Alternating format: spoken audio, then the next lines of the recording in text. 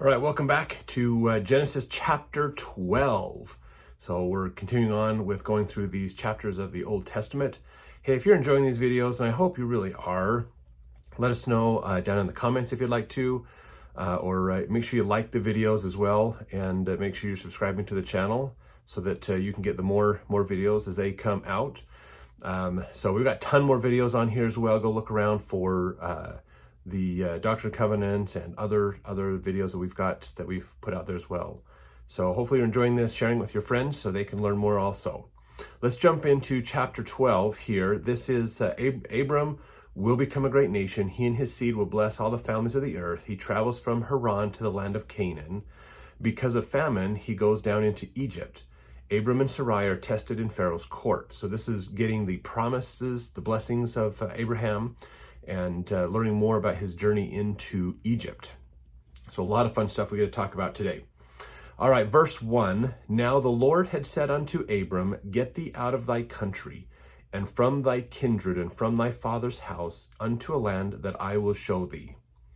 And I will make of thee a great nation, and I will bless thee, and make thy name great, and thou shalt be a blessing. And I will bless them that bless thee, and curse him that curseth thee, and in thee shall all families of the earth be blessed. So Abraham is getting a revelation from God, and he is being told, you need to leave where you're at, which, if you remember, we learned that Abraham was not liked by a lot of people. Great King Nimrod didn't like him, tried to sacrifice him as a baby. His dad didn't like him because he was not good for the family business of building idols, so he wanted to get rid of him as well.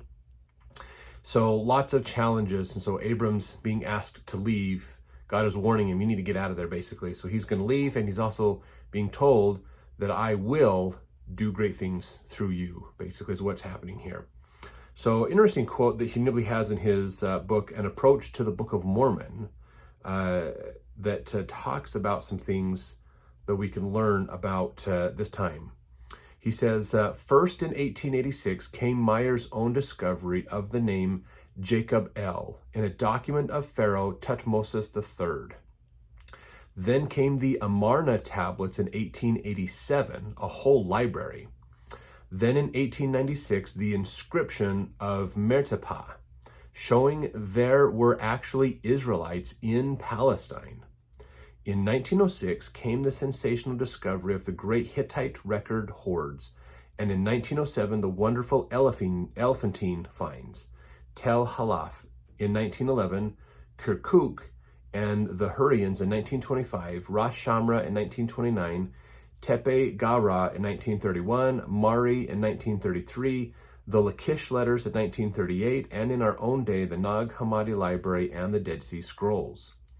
Documents casting the most direct light on Lehi's world would be the Gezer calendar, the Sumerian Ostrasa, the Siloam inscription, the Ophel Ostracon, numerous seals inscribed in jar handles and potsherds, both private and royal, weights and measures, inscriptions, the Sumerian ivories, etc. So I put that in here just to help understand that there's lots of documents that have come out. Lots and lots of documents that have come out to help us understand this time of history. Now, Lehi, this kind of mentions Lehi and shows that there's a lot of stuff showing that there were Jews, basically, or Israelites in Palestine, which is where Jerusalem is, basically. But this goes all the way back to Abraham. That even though the tribes of Judah, or Judah, the tribes of Judah, but all of Israel really are the great-grandchildren of Abraham. You got to realize that Abraham traveled through this area, and he was given this area as the promised area for his family if they kept the commandments. That was the key. They don't have a right to the land if they don't keep the commandments. So they have to follow God in order to receive that right to that land.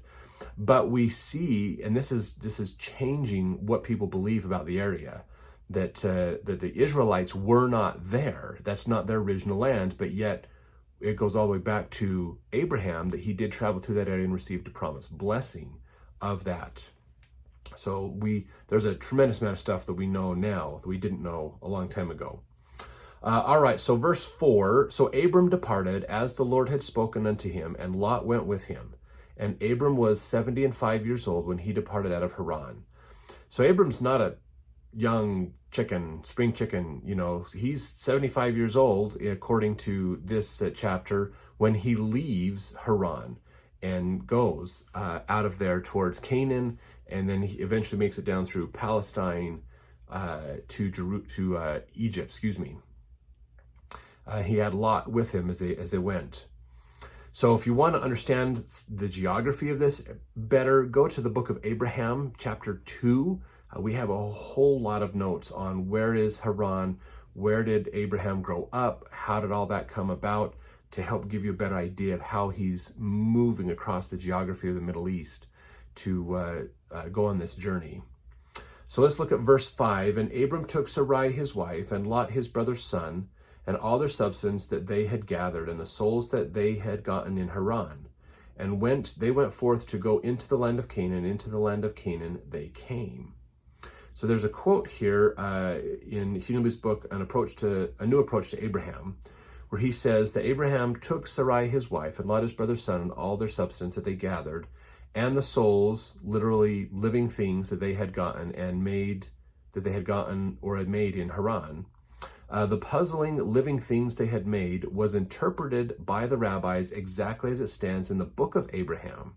That's in the Pearl of Great Price. The Midrash explaining that it means the people converted in Haran. It goes even further to explain that when we are told that Abraham called upon the name of the Lord in Shechem, it means he summoned people to the name, that is, began to preach the gospel to them and convert them. So we actually have an insight here to understand that Abraham has already been, he really has been teaching the gospel his whole life.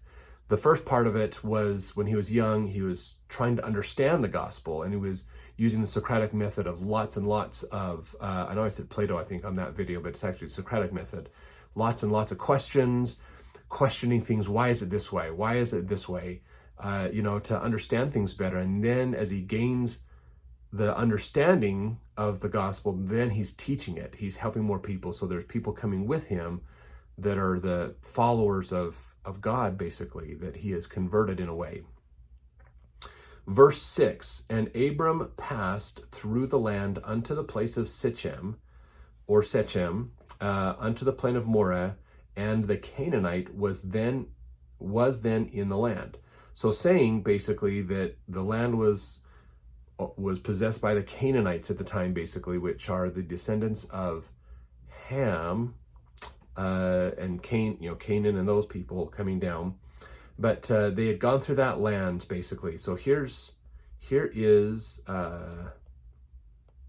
verse 6. The word Shechem and the word Canaanite are both in the Bible dictionary. So look those up to learn more about those.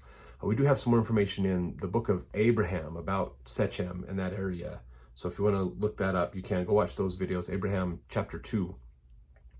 All right, verse 7, and the Lord appeared unto Abram and said, unto thy seed will I give this land, and there builded he an altar unto the Lord who appeared unto him.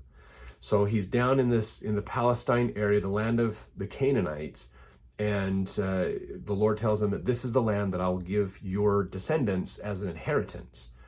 Of course, based upon their faithfulness. And so Abraham builds an altar to offer animal sacrifices on, which again was a common thing back then, to do animal sacrifices. It's widely known as the law of Moses to do that, but it actually goes back to Adam and Eve, honestly, of doing sacrifices to remember, to prepare the minds of the people about the Savior that is coming, basically. Now verse 8, and he removed from thence unto a mountain on the east of Bethel, and pitched his tent, having Bethel on the west, high on the east, and there he builded an altar unto the Lord, and called upon the name of the Lord. So you can look up Bethel in the Bible dictionary, as well as Hai, H-A-I, to understand those better, and realize that he went up and he built a second altar up in the mountain to worship and to pray, to learn from God, basically. Verse 9, and Abraham journeyed, going on still toward the south. So he was in Canaan for a while, but the famine was still bad. The famine was still really, really bad. We learn in the book of Abraham that when Abraham built that altar, he prayed and asked that the famine be abated from his family so that they would survive, because the famine and the droughts and the problems and the heat they had back then was just tremendous, and it had been getting worse. So Canaan was not as habitable as it used to be. So he moved further south, heading towards Egypt. Lot possibly stayed. There's a chance he possibly stayed, because as we get down into this Canaanite area, we're getting into the, where Israel and Jordan is today. That is Sodom and Gomorrah area as well. It was a very fertile area, but because of the famines and the droughts and things, they were struggling too. But they had a better chance than a lot of the deserty places. So Lot possibly stopped his journey at that point and didn't move forward with Abraham into Egypt.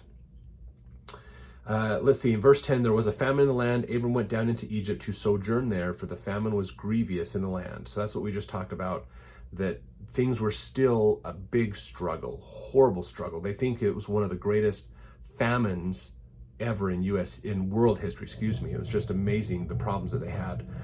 So he went down into Egypt, because Egypt is a very fertile area. They have crops, they have opportunities because of the Nile and the Delta, that it's a unique opportunity in that area to really have places to grow food and to sustain your life.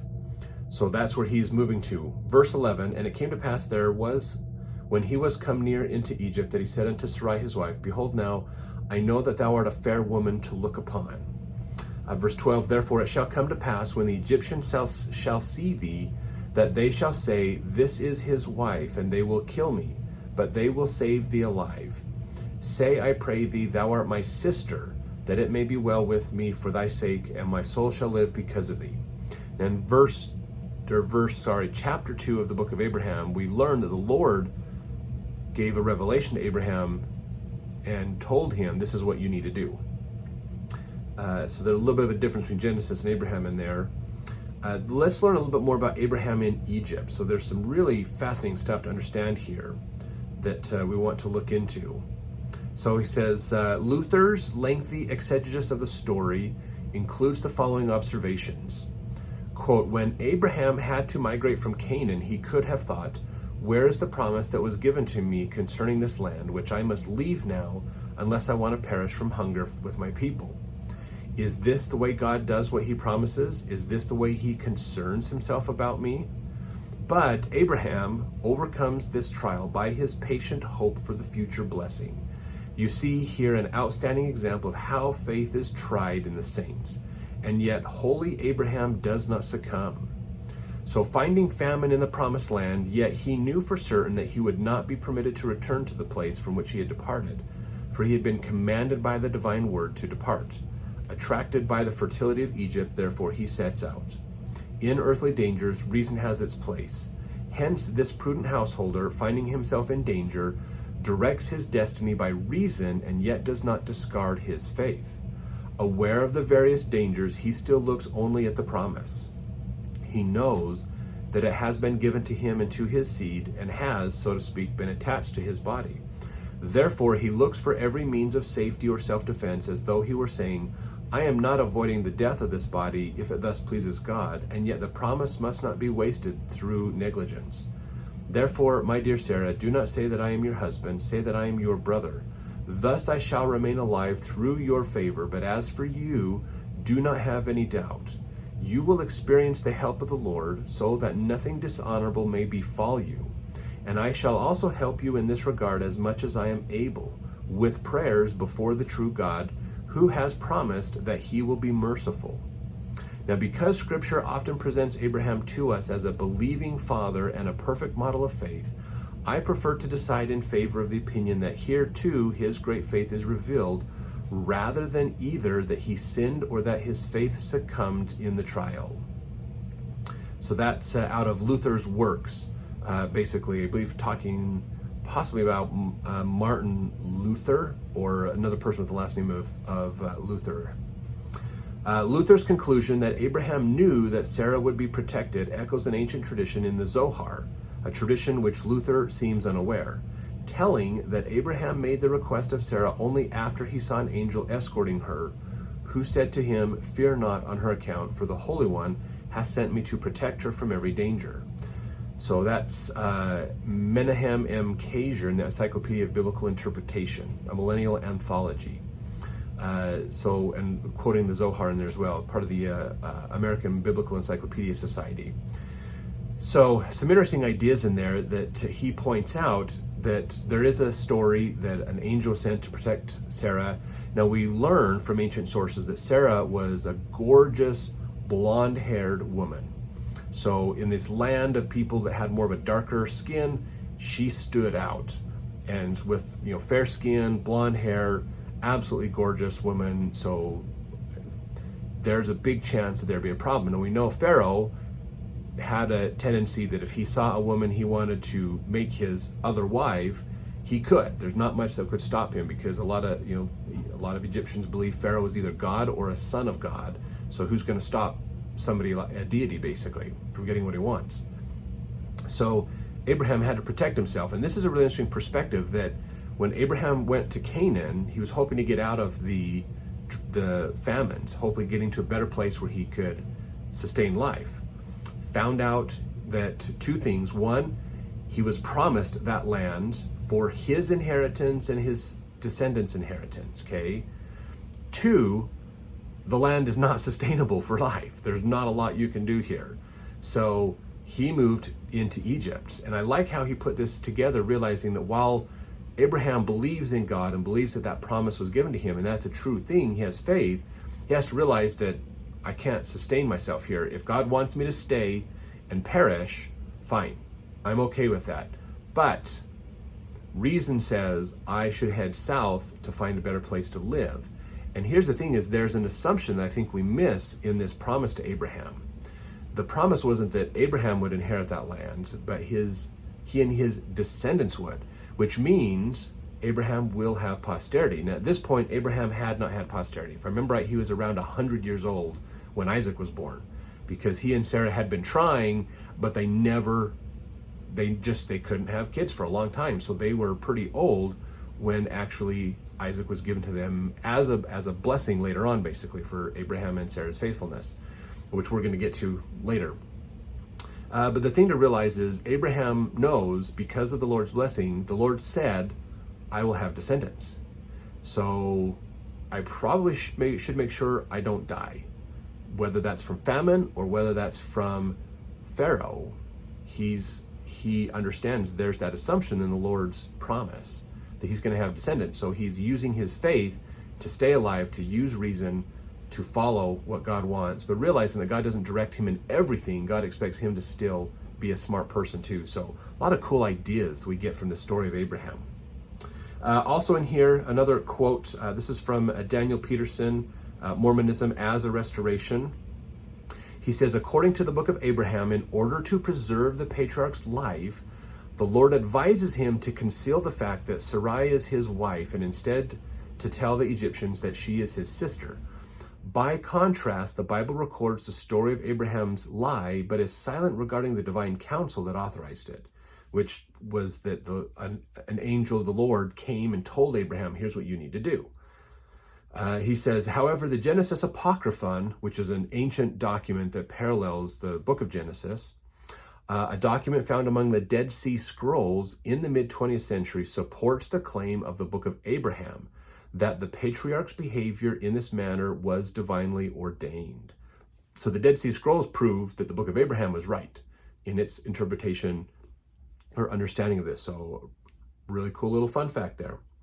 All right, let's go to verse 14. And it came to pass that when Abram was come into Egypt, the Egyptians beheld the woman that she was very fair. So again, we talked about she was blonde-haired, very gorgeous. So she would stand out among these people as amazing and a rare type of beauty that they probably aren't used to seeing, basically. So verse 15, the princes also of Pharaoh saw her and commended her before Pharaoh, and the woman was taken into Pharaoh's house. Now you can look up the Bible dictionary for the word Pharaoh to learn more about him. In Hugh Nibley's book, One Eternal Round, he said that the last of the Shesonquids was replaced by Necho I at Athribis. This Necho is in turn identified with that Rekajon from Sinir who seized the throne of Egypt and took Sarah away from Abraham.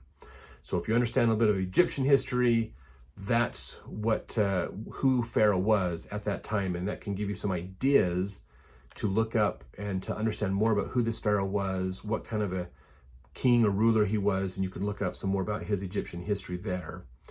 Also, we have in here that Hugh Nibley says is that we have shown that the sacrifice of Sarah follows the same pattern as confirmed by the newly discovered and very old Genesis Apocryphon of the Dead Sea Scrolls.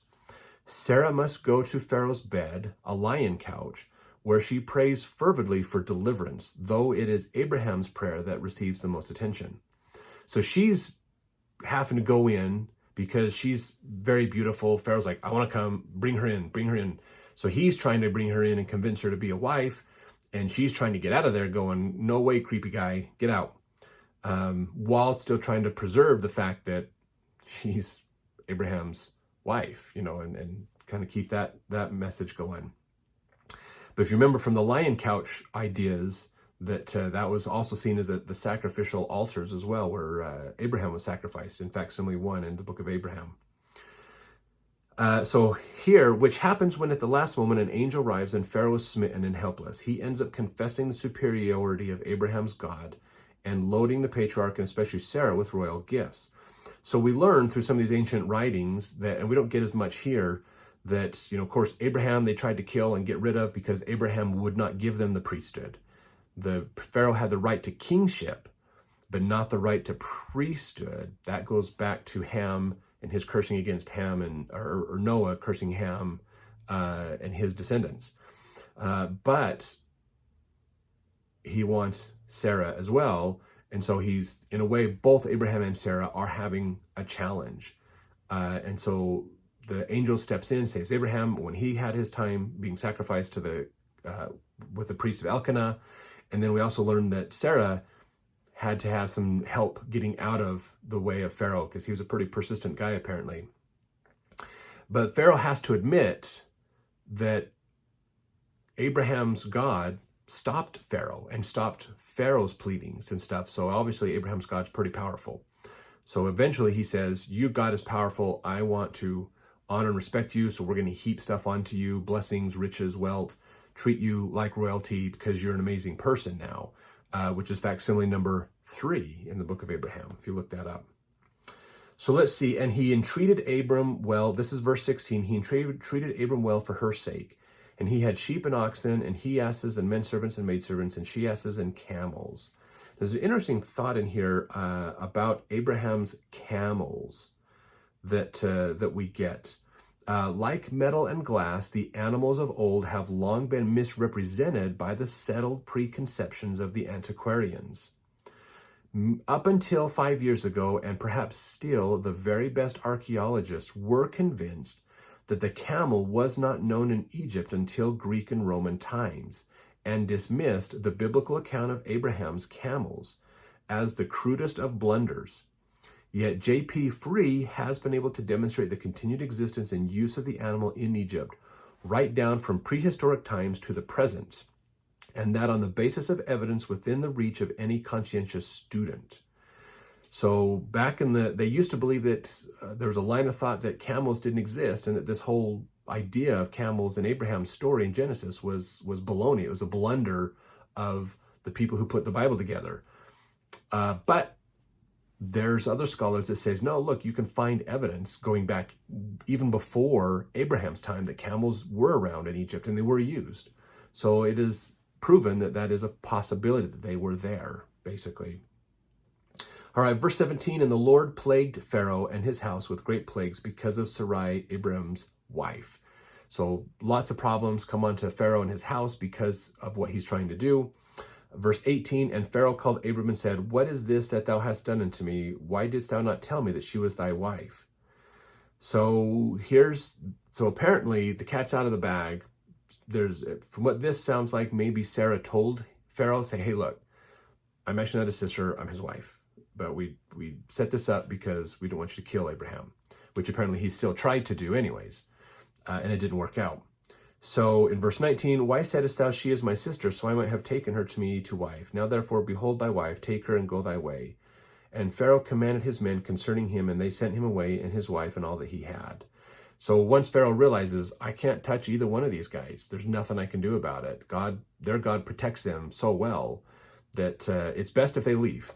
We can't have a great person with a great God and me in this kingdom. So he says, get out of here, basically. So that's chapter 12 of the book of Genesis. Stick around for chapter 13 next.